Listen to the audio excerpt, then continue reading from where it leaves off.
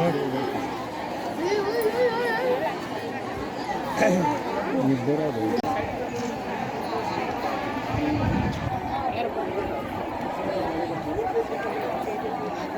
समिती यांच्या वतीनं कामगार विरोधी कायदे, शेतकरी विरोधी कायदे याच्या विरोधात संपूर्ण देशभर संप घोषित केला होता.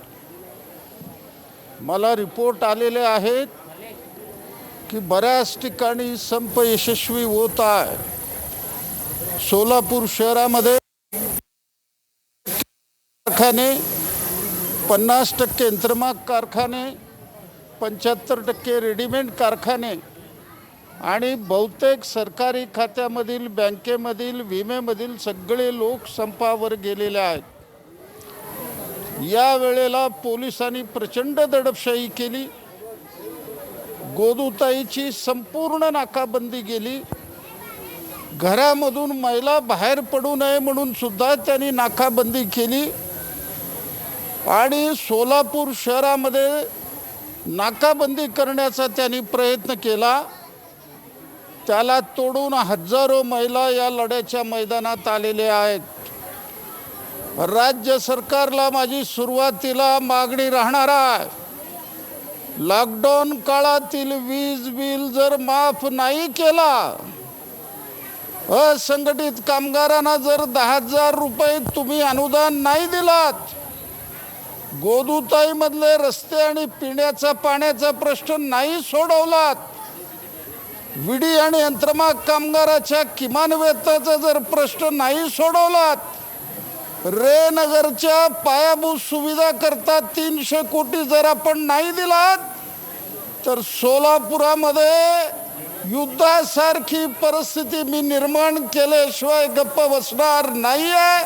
हा सरकारला इशारा आहे. यापुढं अचानकपणे 30-40 लोकांना घेऊन आम्ही कलेक्टर कचेरी कूच करू आणि मार्शलाचे दिवस पुन्हा एकदा आठवण येतील.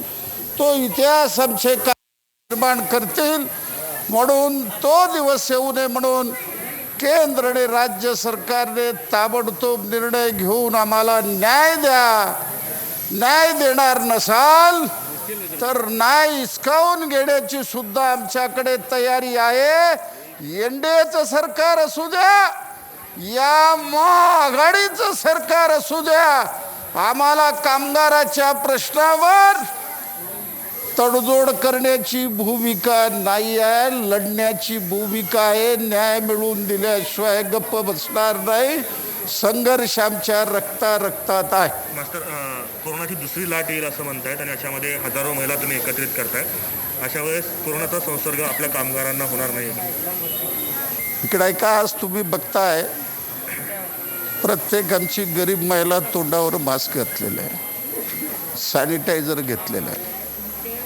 कोरोनामुळं काही लोकांना त्रास होईल हे मी मान्य करेन, पण सरकारने जे प्रतिगामी कायदे केलेले आहेत, शेतकरी विरुद्ध कायदे केलेले आहेत, रेशन व्यवस्था बंद करण्याचा जो कुटील डाव आहे, आमचं किमान वेतन, पेन्शन आणि फंड संपवण्याचा प्रयत्न केलेला आहे. 50 कोटी माणसांना तुम्ही गुलामी ढकलता.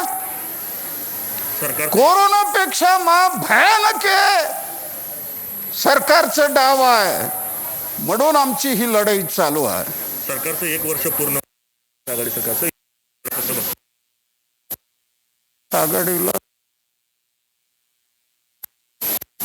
त्यांचं खरं मला वीज बिलावर 2-2.5 हजार कोटी लागणार.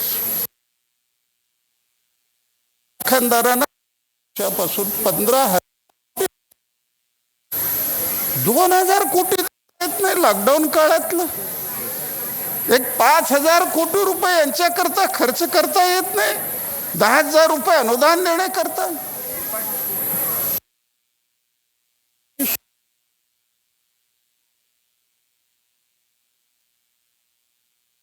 काय करायचं आम्ही निर्णय घेऊ. सरकार पडेल 1-2 महिन्यात पडेल वगैरे. हे सरकार राहणार आम्हाला कामगाराचे प्रश्न निर्णय लागतात का नाही हा महत्वाचा प्रश्न आहे. ते सरकार 5 वर्ष राहतं. ज्यांना सत्ता आहे त्या लोक बघतील, ज्यांना स्वप्न आहे ते बघतील. आमच्या स्वप्नात एकच आहे, लाल किल्ले पर लाल. तुमचा लढा भाजपाशी का महाविकास आघाडीशी? काय लढा कोणाचा आहे तुमचा? केंद्रात सरकार भाजपचं आहे, राज्यात सरकार महाविकास आघाडीचे आहे. कामगारांचा लढा नेमका सुरू कोणाशी आहे? केंद्रात हे सरकार बघा, एकाच नाण्याच्या दोन बाजू. एनडीएचं सरकार असू द्या, महाविकास आघाडीचं सरकार असू द्या, एकाच नाण्याच्या दोन बाजू आहेत. यांच्याकडनं न्यायाची काय म्हणून अपेक्षा? त्यांना भगवं कार्ड आहे. फक्त 2 महिने धान्य दिलात तुम्ही.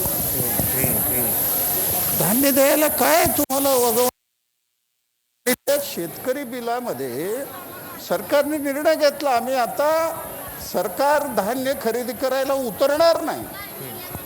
त्यामुळं पुढच्या दिवाळीला 80 कोटी लोकांचं रेशन बंद होणार आहे.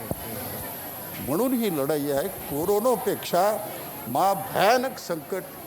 73 वर्ष झाले, मी कामगार चळवळीत 50 वर्ष झालं.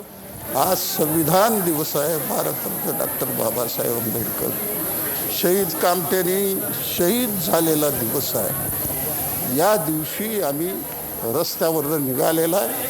आमच्या मोर्चाला त्यांनी परवानगी नाकारली, दडपशाही करायचा प्रयत्न केला, पण हजारो लोक त्यांचे सगळे कायदे तोडून आलेले आहेत आणि हे मागण्या पदरात पडेपर्यंत आमचा संघर्ष चालू राहणार. ओके, धन्यवाद.